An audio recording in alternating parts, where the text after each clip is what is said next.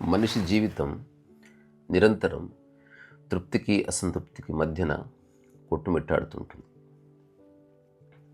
Socrates అంటాడు, he who is not content with what he has would not be content with what he would like to have.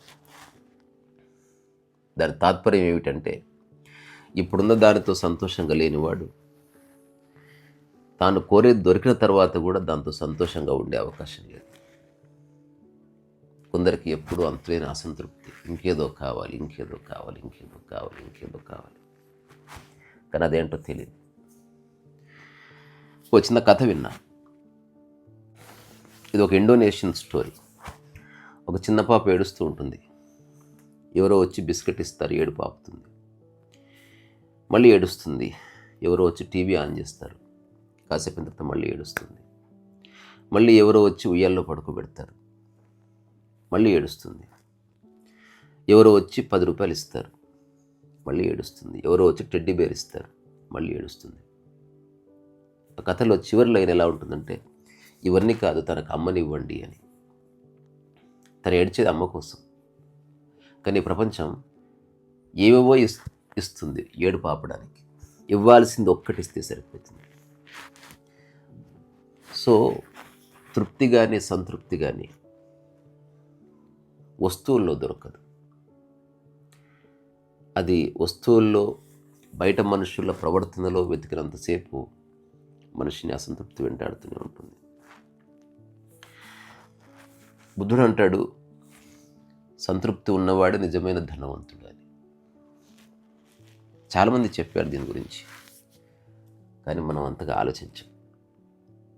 రకరకాల పనుల్లో పడిపోతాం, డబ్బు వెంట పడతాం, దేనికోసం ఎదురు చూస్తాం, దేనికోసం పోరాడతాం, నేను ఇది అని బలంగా చెప్పే ప్రయత్నం చేస్తాం. ఈ పెనుగులాటలో, ఈ పోరాటంలో అలసి ఒకరోజు మూలకు పడతాం. ఫైనల్గా జీవితం అంటే ఏంది అంటే అంతులేని అసంతృప్తి, అనుకున్నది చేయలేకపోయాను, సాధించలేకపోయాను. ఫస్ట్ ఆఫ్ ఆల్, తృప్తికి సంతృప్తికి ఉన్న తేడా ఏమిటి?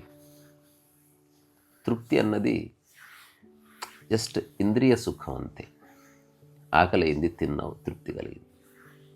ఏదో కోరుకున్నావు, వచ్చింది, తృప్తి కలిగింది. ఇంటికి బంధువులు వచ్చారు, ఓ తృప్తి కలిగింది, తాత్కాలికం.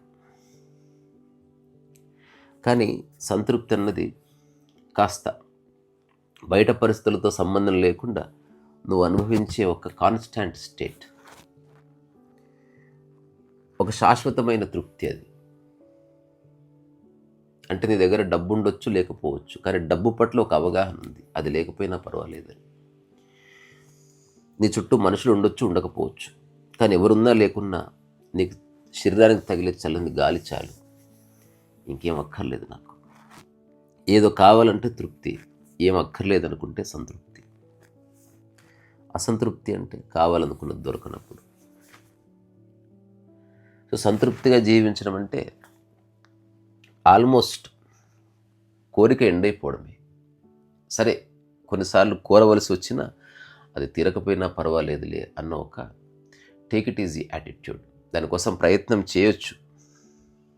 ఒక చిన్న కథ విన్నా. ఒక రాజు ఉన్నాడు, అతని దగ్గర అన్నీ ఉన్నాయి, రాజ్యము, సంపద, శక్తి, మంది, మార్బలం అన్నీ ఉన్నాయి, బట్ ఏదో అసంతృప్తి. ఒకరోజు గుర్రం మీద పోతూ ఉంటే అడవిలో ఒక ఫకీర్ కనిపించాడు, సాధువు కనిపించాడు. ఆయన దగ్గర ఏమీ లేదు, కానీ చక్కగా ఒక పాట హమ్ చేస్తూ ఉన్నాడు. అది పాడుతున్నాడు.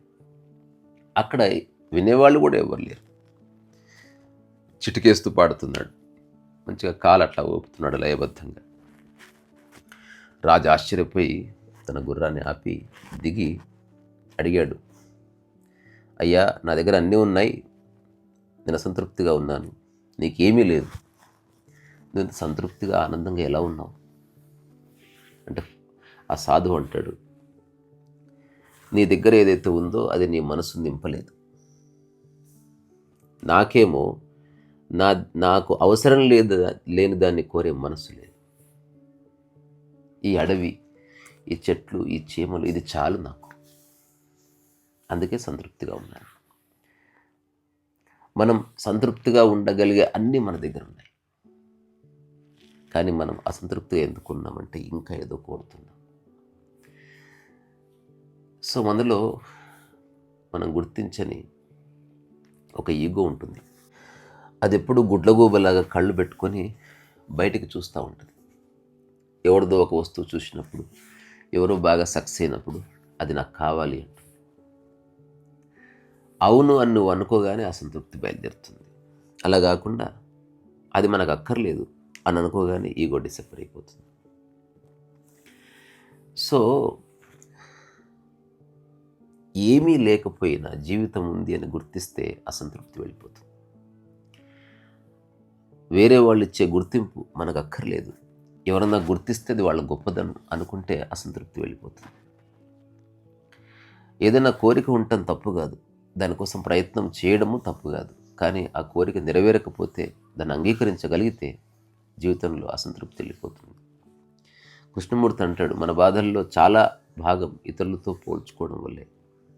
సో పోల్చుకునే మానసిక స్థితి ఉన్నవాడు సంతృప్తిగా ఉండే అవకాశం లేనే లేదు అని. తృప్తి అంటావా, అవి నీడ్స్. ప్రతిరోజు నీళ్లు కావాలి, తృప్తిగా ఉంటుంది. భోజనం కావాలి, తృప్తిగా ఉంటుంది. చలి వేస్తే ఓ కోటు కావాలి, తృప్తిగా ఉంటుంది.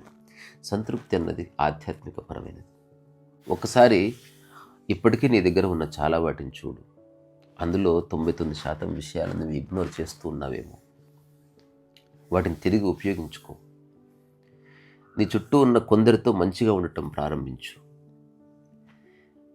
ఎవరికైనా మనసు నొప్పి కలిగితే ఓ క్షమాపణ కోరు.